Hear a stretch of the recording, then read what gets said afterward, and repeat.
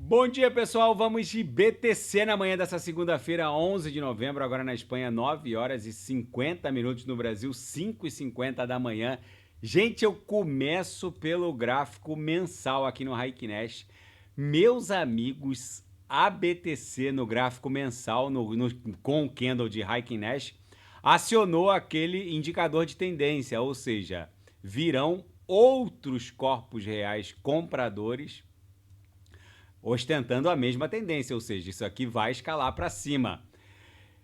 No gráfico semanal, a coisa ficou maravilhosa. Vocês vejam que a gente está desenhando um corpo real agora acima daquela congestão brutal que aprisionou a BTC de março de 24 até basicamente poucos dias atrás. Agora a gente está startando aquela tão esperada onda 3 que está levando a BTC para os 6 dígitos. A gente está indo invariavelmente para 100 mil dólares.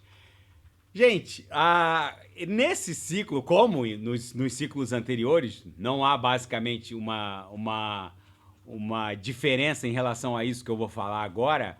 O mais importante, dentro de uma expansão criptográfica, que são expansões muito violentas, mas são sucedidas de correções também muito violentas, não é segredo para ninguém, que a BTC fez 69 mil na semana que começou em 8 de novembro de 21, a gente fez 69 mil e depois ela caiu para 15 mil e pouquinho ali na semana que começou em 14 de novembro de 22.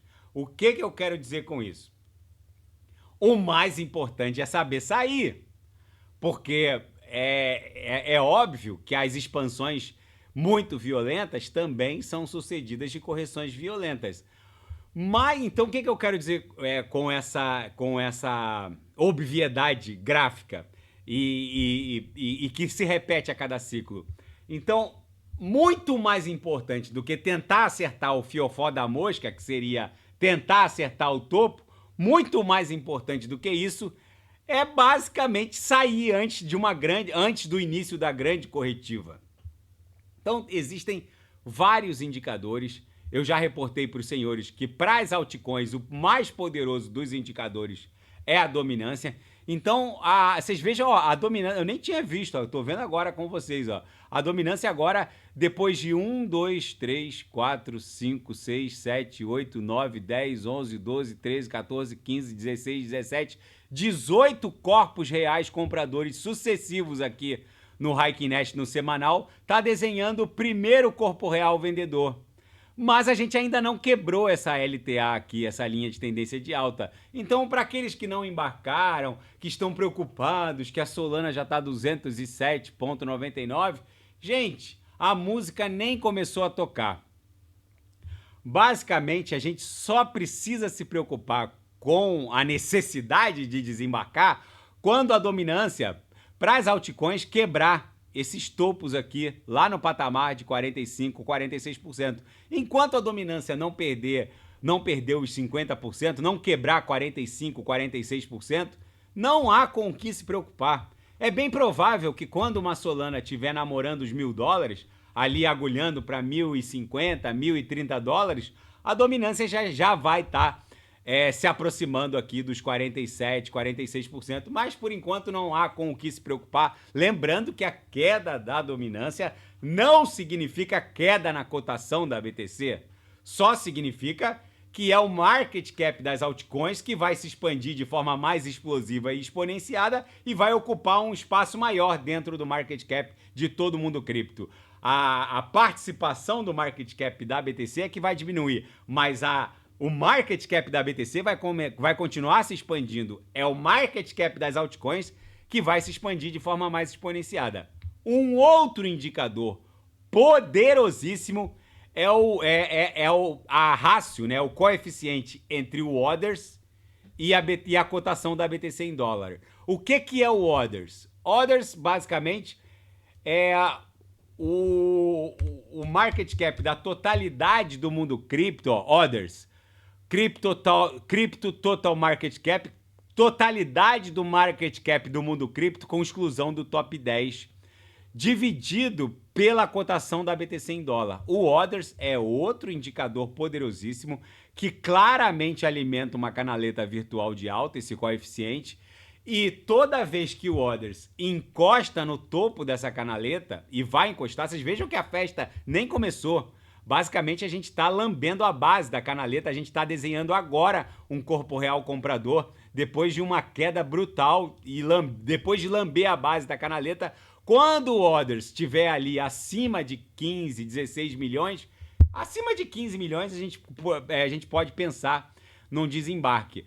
Vocês vejam que essa linha magenta aqui é a cotação da ETH. Eu gosto de olhar o Others junto com a ETH, por quê? Porque o topo do Others, né, o Others é o coeficiente do Others com a BTC em dólares, ou seja, Others dividido pela cotação da BTC em dólar, ou Others barra BTC USD. Eu gosto de olhar porque normalmente quando o Others visita a aresta superior da canaleta virtual de alta, a BTC está desenhando a sua respectiva máxima histórica e vai corrigir. Ó, aqui, quando a BTC desenhou o último all-time high dela, quase em 5 mil, chegou a bater 4.625, né? Na última máxima da BTC. Depois ela corrigiu forte. O Others estava namorando ali a aresta superior da sua canaleta virtual de alta. Então, outro indicador poderosíssimo para a gente poder identificar o topo. Gente, não tentem, pelo amor de Deus, eu volto a insistir com os senhores, não tentem acertar o fiofó da mosca. O que eu quero dizer com isso? No ciclo de 2017, 2018, que foi o ciclo que foi life change na minha vida, eu ganhei muito, mas muita grana com a ETH, porque o meu preço médio de embarque estava abaixo de 15 dólares. E a ETH foi a 1.300 e tal no ciclo de 2017, 2018. Só que eu saí ali um pouco antes. Eu saí, bateu ali, estava se aproximando de 900 dólares. Eu comecei a vender, na verdade, a 700, 800 dólares, que eu achei que estava muito esticado. E a ETH passou de 1.000 dólares, foi a 1.300 e poucos dólares. E qual foi a grande lição dessa saída antecipada minha? Que, na verdade, foi uma belíssima realização de lucro. Depois a ETH corrigiria para baixo de 80 dólares, mas enfim. O que eu aprendi? Não tentem recuperar, porque eu vi a ETH indo para 1.300 e tantos dólares e eu fiquei naquela coisa, nossa, eu poderia ter ganho bem mais, mas enfim, eu já estava ganhando uma fortuna. E eu fiquei entrando em FOMO de outras altcoins e acabei me incomodando, porque mesmo com todas as perdas em razão dessas tentativas de recuperação, eu acabei encerrando o ciclo com um lucro completamente brutal, que me tirou do Brasil e me trouxe para a Europa. Mas enfim, o que eu quero dizer para os senhores é, não tentem esgotar o potencial do mercado. Nem o Warren Buffett, nem o mais experiente dos operadores de renda variável, eles buscam acertar o fiofó da mosca. Eu aprendi a duras penas que não é preciso acertar o fiofó da mosca, é preciso surfar a pernada de prosperidade. A gente não pretende, nos gemas, acertar o fiofó da mosca. Hoje a gente tem muito mais instrumentos que eu tinha no ciclo de 2017, 2018, para poder tentar identificar um eventual sinal de topo do que... Hoje a gente tem muito mais instrumentos do que havia em 2017, 2018. O TradingView, a plataforma, ficou muito mais sofisticada. A gente tem acesso a muito mais indicadores. Então, o que eu quero dizer para os senhores? Quando a dominância estiver abaixo de 50%, ali 47%, 48%, quando o coeficiente Others barra BTC em dólar começar a dar sinais de esgotamento, no sentido de começar a avançar para namorar um patamar acima de 13, 14 milhões, e quando outros indicadores também começarem a pontificar que a gente está num esgotamento de expansão do mercado criptográfico, a gente começa a pular fora escalonadamente. Não precisa fazer... Isso eu fiz lá em 2017, 2018. Eu fiz uma saída escalonada. Eu tinha na minha cabeça um target de expansão para ETH com base no percentual, na cotação dela, ETH/BTC, na cotação dela em BTC. Eu tinha esse target na minha cabeça e foi exatamente quando esse target bateu, que a ETH estava ligeiramente acima de $700, eu comecei a sair. Então, meu preço médio de saída ficou acima de $700, mas o meu preço médio de entrada estava abaixo de $15. Então, o meu lucro foi algo assim completamente bizarro. Mas o que eu quero reportar para os senhores é que não é preciso acertar exatamente o fundo e o topo. A gente precisa surfar a pernada de prosperidade. Não precisa se precipitar. Então, Renato, a dominância, enquanto não bater 50%, não há com o que se preocupar? Não há com o que se preocupar. Provavelmente, quando a dominância perder 50%, a Solana vai estar lá namorando $1.030, $1.040. Uma ETH provavelmente vai estar próxima de 8, 9, talvez $10.000. A BNB provavelmente vai estar namorando os $3.500, $4.000. Vai ser quando a dominância vai estar perdendo 50%. Agora, se a dominância perder 50%, se a Solana tiver acima de $1.000, se o coeficiente Orders BTC estiver aqui faltando 1,5 quadrante, 2 para encostar na aresta superior da canaleta virtual de alta, se tudo isso estiver confluindo e vocês quiserem permanecer no mercado, aí é por conta e risco de cada um. Já seria o cenário para o início de um desembarque. É isso que eu estou falando para os senhores. Não subestimem também a potência da subida. Muita gente ainda tem dúvida se uma Solana vai bater. Vai bater $1.000. A gente está repetindo exatamente o que o mundo cripto fez no no último trimestre de 2020. Vocês lembram que logo antes daquela tração, vamos voltar lá para os últimos meses de 2020? Vocês lembram o que aconteceu depois daquela mega agulhada do evento pandêmico que levou a BTC para 3.782, que uma onda de desânimo se espraiou no mundo cripto e muita gente tinha certeza que a BTC tinha desenhado um topo ali em 11, 12 mil?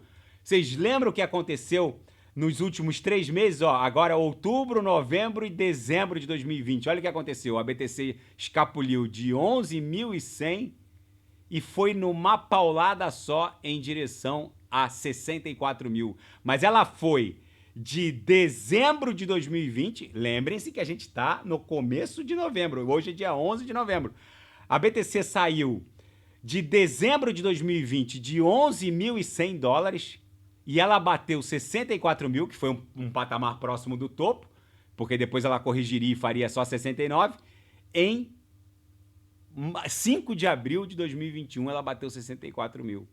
Quantos dias isso aqui durou? Quantas semanas? Basicamente, em 24 barras, ou seja, em 24 semanas, 3, 4 meses, em 4 meses a BTC desenhou um patamar de topo. Por isso que eu estou falando para os senhores, não subestimem a potência e o caráter espasmódico com que o mundo cripto se mexe. Na seara fática, Bitcoin é um imperativo político. Segundo Greg Cipollaro, chefe de pesquisas e de desenvolvimento da New York Digital Investment, um outro grupo de investimento criptográfico e venture capital dos Estados Unidos, não possuir Bitcoin será o maior passivo que uma corporação, pessoa física ou gestores de investimentos poderiam ostentar. Ou seja, não possuir Bitcoin será o maior passivo de qualquer corporação, pessoa física ou jurídica, a partir de agora. Segundo ele, depois da eleição do Donald Trump e a certeza de um marco legal criptográfico para as altcoins, principalmente, para essa força computacional descentralizada que estava padecendo de uma regulamentação, será, com certeza, não possuir BTC, o maior passivo de qualquer corporação. E a Solana entrou para o seleto seleto clube de altcoins com market cap acima de 100 bilhões de dólares. Gente, não é por falta de aviso para os senhoritos. A Solana, ela já responde por mais de 11% da fenomenologia de Dev Activity na Web3, ou seja, de cada 10 atividades de desenvolvimento na Web3, mais de uma está se desdobrando na rede Solana. É possível sim que até o final desse ciclo a Solana flipe a ETH como a grande solução de camada 1 dentro da Web3. Eu insisto com os senhores sobre a grandeza da Solana, porque a ETH, apesar de estar sofrendo está sendo alvo de um desenvolvimento absurdo por meio dos rollups, vocês vejam que se a gente somar todos os rollups, todas as soluções de camada 2 que rodam em paralelo à rede principal ETH, a Arbitrum é uma solução de camada 2 rodando junto à rede ETH, a Base, a Polygon, a Optimism, a zk-Sync é um rollup com prova de conhecimento zero, a Avalanche C-Chain é um espelho, a BSC é um espelho da rede ETH. O que eu quero dizer com isso? As soluções de camada 2, elas não gozam da descentralização. Lembrem-se do tripé do mundo cripto. Escalabilidade, segurança e descentralização. Se você aumenta um pé, você diminui um outro pé. Ou seja, se você aumenta a eficiência, a escalabilidade, como a Base fez, ela diminuiu absurdamente a descentralização. Por quê? Porque a Base é um roll-up, ela depende de um controlador. Existe um smart contract criado por meio de uma private key que controla a cunhagem em bloco do roll-up da solução de camada 2 junto à rede principal. E esse smart contract pode dar freeze em addresses. Os reguladores adoraram as soluções de camada 2. Eles adoraram. Por quê? Porque a Base pode bloquear o SDC no public address do Hamas, do Hezbollah, dos Houthis. Os reguladores encontraram nas soluções de camada 2 aquela fuga daquele ambiente anárquico que é a solução de camada 1 verdadeiramente descentralizada. A rede Solana não consegue bloquear as minhas USDTs na rede Sol por conta do altíssimo nível de descentralização. Teria que combinar com mais da metade dos validadores a possibilidade de dar um freeze no public address do Renato. Mas uma ordem da NSA, da CIA ou de um tribunal dá um freeze no seu public address na Base. O que eu quero dizer com isso? As soluções de camada 2 basicamente não são descentralizadas. Elas dependem do controlador. E o smart contract que criou esse controle é totalmente reprogramável. Eles colocam lá, o public address tal tem que sofrer um freeze. E pronto, você não mexe mais no public address tal. Essa fenomenologia da ausência de descentralização nos rollups é que está também alimentando a Solana. Por isso que eu volto a insistir. Não é sem razão que a Solana entrou no seleto grupo de altcoins com mais de 100 bi de market cap. E o CEO da Apple, Tim Cook, revelou suas participações pessoais em criptomoedas. Segundo ele, ele é um entusiasta pessoal de criptoativos, possui bastante BTC, mas as suas opiniões não se confundem com a da Apple. Não é segredo para ninguém, quem me acompanha aqui no canal sabe que a Apple tem seríssimas restrições à circulação de dados e riquezas por meio da Web3, porque é uma força computacional descentralizada, porque isso ameaça a quantidade de dados e riquezas que trafegam pelo seu ecossistema centralizado, o iOS. Para quem não sabe, a Apple vale mais de 3 trilhões, porque há dados e riquezas trafegando no iOS que fazem com que ela valha 3 trilhões. Qualquer empresa que suba um app aqui no App Store do iOS já perde automaticamente 20%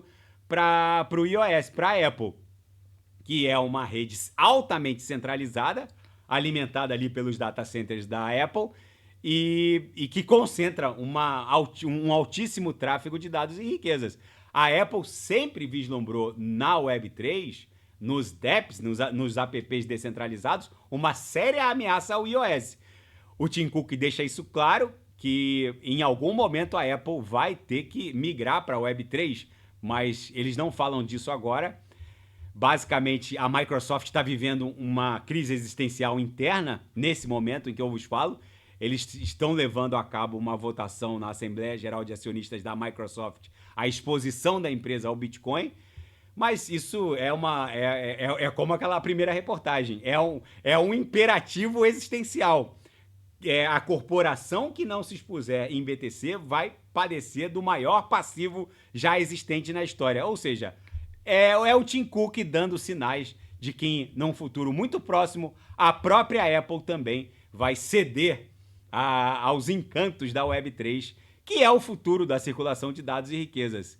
E na seara geopolítica e finanças internacionais, Elon Musk repostou um tweet de um senador por Ohio, o Mike Lee, de Utah, em que basicamente esse tweet desse senador na plataforma X prega a extinção do Fed.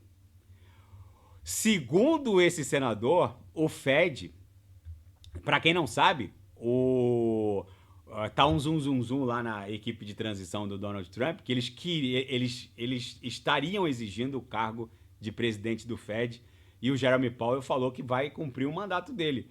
O mandato do board do Fed não se confunde com o mandato do Capitólio, do Congresso americano e da Casa Branca, justamente porque é um órgão. O Fed, o Banco Central norte-americano, goza das garantias de um tribunal, ou seja, é um órgão técnico autônomo que goza de garantias de um tribunal federal norte-americano, ou seja, a diretoria é blindada contra essas vicissitudes políticas. Mas o zoom que rola é que os republicanos teriam exigido o cargo do Fed e, obviamente, o Jeremy Powell não vai renunciar, porque o viés político da vez, o inquilino da Casa Branca quer. Mas o Elon Musk retweetou dizendo, se eles não querem entregar o cargo, a gente pode extinguir o órgão. Ou seja, eu sou contra esses arroubos políticos. Eu acho que o respeito às instituições tem que ser a base até de uma transição, porque o que os republicanos estão fazendo é parecido lá com a queda da Bastilha na França.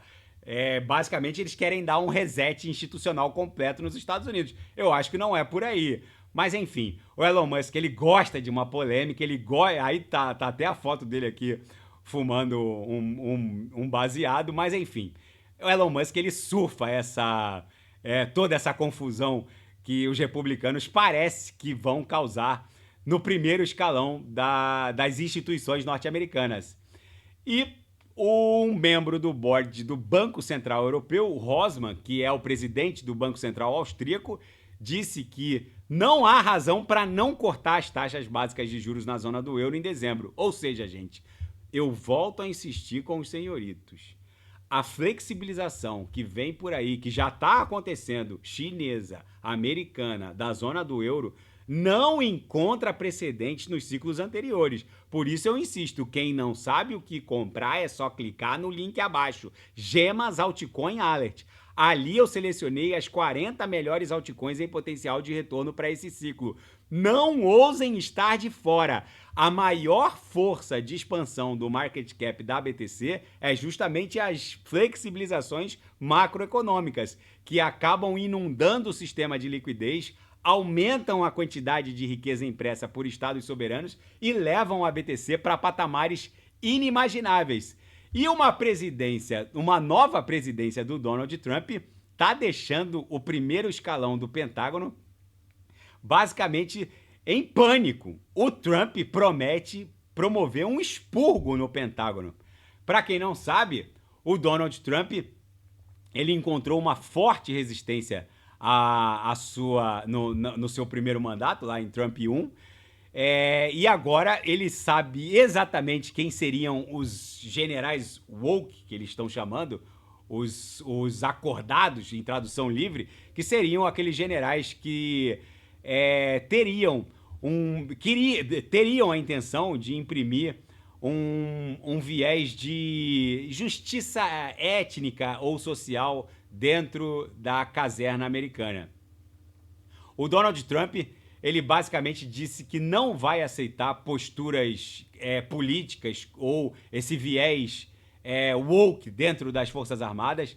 Ele basicamente vai perseguir esses generais que têm esse viés político dentro da caserna norte-americana. Um alto comandante que não quis se identificar disse que é possível que o Donald Trump destrua as Forças Armadas. Depois o Jack Reed, que foi um general, hoje está reformado, ele disse que o Donald Trump vai destruir o Departamento de Defesa se ele demitir os generais que defendem a Constituição. Enfim, virou uma confusão antes mesmo do Donald Trump entrar. Gente, viés político dentro da caserna nunca deu muito certo. Agora, menos ainda, diante dessa conjuntura ultra polarizada, não só dos Estados Unidos, do planeta. A Europa vive a mesma situação, o Brasil vive a mesma situação, a Argentina, a América Latina, enfim.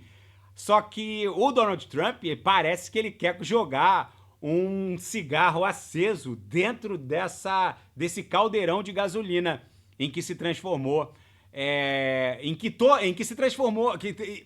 O Pentágono é só um aspecto dessa mega polarização que a sociedade global está vivendo. Não é só nos Estados Unidos. Essa polarização varre o mundo. Só que agora, dentro do Pentágono, parece que há uma verdadeira... O Pentágono virou um verdadeiro tanque de gasolina e ao que parece, o Donald Trump vai jogar um cigarro aceso ali dentro. Enfim, gente, nesse cenário, eu compraria a BTC e correria para as montanhas. É possível que as instituições americanas também sofram um belo baque? É possível. E aí, meus amigos, vai sobrar para a macroeconomia. Normalmente, crises institucionais são sucedidas de perda da capacidade de compra da respectiva divisa fiat soberana. Então, eu sinceramente correria para as montanhas com bastante BTC. Gente, a BTC facilmente, eu digo facilmente, vai buscar os 6 dígitos nessa pernada.